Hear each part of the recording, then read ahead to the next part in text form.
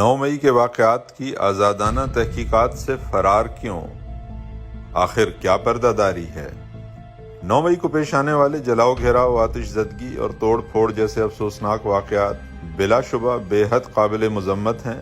Chairman Imran Khan کے غیر قانونی اغوا کے بعد تحریک انصاف کی لیڈرشپ نے ہمیشہ کی طرح اپنے کارکنان کو پرامن احتجاج کی تاکید کی، لیکن ان 3 دنوں میں میڈیا پر مکمل بلیک آؤٹ، انٹرنیٹ کی بندش اور سوشل میڈیا پر پابندی کے بعد ریاستی فسطائیت کے بدترین مظاہرے نے بہت سے سوالات کو جنم دیا ہے۔ پہلا سوال، جب Lahore high court chairman Tehreek Insaf کو ہر کیس میں عبوری ضمانت دے چکی تھی تو انتہائی عجلت میں القادر ٹرسٹ کیس کے وارنٹ گرفتاری کس نے اور کیوں جاری کیے؟ دوسرا سوال، اگر ایک لمحے کو یہ مان بھی لیا جائے کہ وارنٹ کا اجرا جائز تھا تو گرفتاری کا عمل قانوناً پولیس کے ہاتھوں مکمل ہونا چاہیے تھا، پھر اس گرفتاری کی تکمیل کے لیے نیم فوجی دستے کا سہارا کیوں لیا گیا، وہ بھی ایسے منظرنامے میں جبکہ عمران خان اپنے قانونی حق کا استعمال کرتے ہوئے خود پر ہونے والے قاتلانہ حملے میں خفیہ ادارے کے افسر کو صاف الفاظ میں نامزد کر چکے تھے۔ نیم فوجی دستے اپنے ادارے کی تنظیمی ساخت اور عملی اقدام میں احکامات کے پابند ہوتے ہیں۔ عمران خان کے دن دہاڑے اغوا کے لیے جمع ہونا ممکن ہی نہیں جب تک ان کی کمان سے ایسے احکامات جاری نہ ہوئے ہوں۔ ضمنی سوال یہ بھی ہے کہ وہ کون تھا جس نے اس آپریشن کا حکم دیا؟ کیا یہ تحریک انصاف کے کارکنان کو عمدن اشتعال دلانے اور فوج کے مقابل لا کھڑا کرنے کی سازش تھی؟ تیسرا سوال، کیا املاک کو نقصان پہنچانے کے الزام کا اطلاق ان رینجرز اہلکاروں پر بھی ہوتا ہے جنہوں نے ہائی کورٹ کی عمارت کے شیشے توڑے؟ کیا ان پر بھی آرمی ایکٹ کے تحت کارروائی عمل میں لائی جائے گی؟ کیا سابق وزیر اعظم کے سر پر ڈنڈے برسانے اور ان کے گارڈ سمیت موقع پر موجود دیگر افراد کو بلا اشتعال زخمی کرنے کے جرم میں کارروائی کی جائے گی؟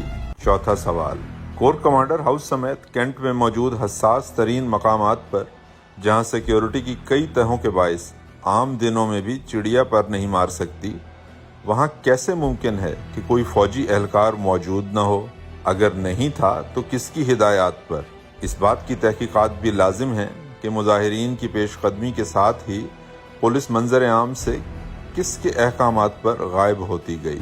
پانچواں سوال، فوجی ٹرک انہی پرامن مظاہرین کے سامنے سول لباس میں اہلکار اتارتے رہے۔ مقام حیرت ہے کہ کسی شخص نے ان کو ہاتھ تک نہ لگایا، مگر ان افراد کے مظاہرین میں شامل ہوتے ہی آتش زدگی شروع ہو گئی۔ وہ خود آگ لگائی ہوئی گاڑی کو، اب یہ الزام لگے گا کہ یہ تحریک انصاف کی کارکنان کی ہے، یہ خود پولیس کا خود کیا ہے اور کارکنان بہت پیچھے ہے، یہ آپ دیکھ سکتے ہیں چوک میں۔ عوام سوال کرتے ہیں کہ جن مظاہرین کے جھرمٹ میں فوجی ٹرک کو خراش تک نہ آئی، اس ہجوم نے در اندازی اور املاک کو نظر آتش کیسے کر دیا؟ یہ کون لوگ تھے جنہیں باقاعدہ فوجی ٹرکوں سے اتار کر مظاہرین میں شامل کیا گیا؟ اس بات کی تحقیقات بے حد اہم ہیں کہ ان افراد کو لانچ کرنے کے پیچھے مقاصد کیا تھے؟ چھٹا سوال، قانون نافذ کرنے والے اداروں کا کام امن و امان کی صورتحال یقینی بنانا ہے، لیکن لاتعداد ویڈیوز میں یہ دیکھا جا سکتا ہے کہ سادہ لباس افراد توڑ پھوڑ کر رہے ہیں جبکہ پولیس اہلکار پرسکون انداز میں یہ منظر دیکھ رہے ہیں۔ سوال یہ ہے کہ کیا ان کو یہ ہدایات جاری کی گئی تھیں کہ تحریک انصاف کو شرپسند ثابت کرنے کے لیے جو آگ ایک منظم سازش کے تحت بھڑکائی جا رہی ہے اسے بجھانے کی کوشش نہ کی جائے؟ اگر ہاں تو یہ ہدایات کس کی طرف سے آئیں؟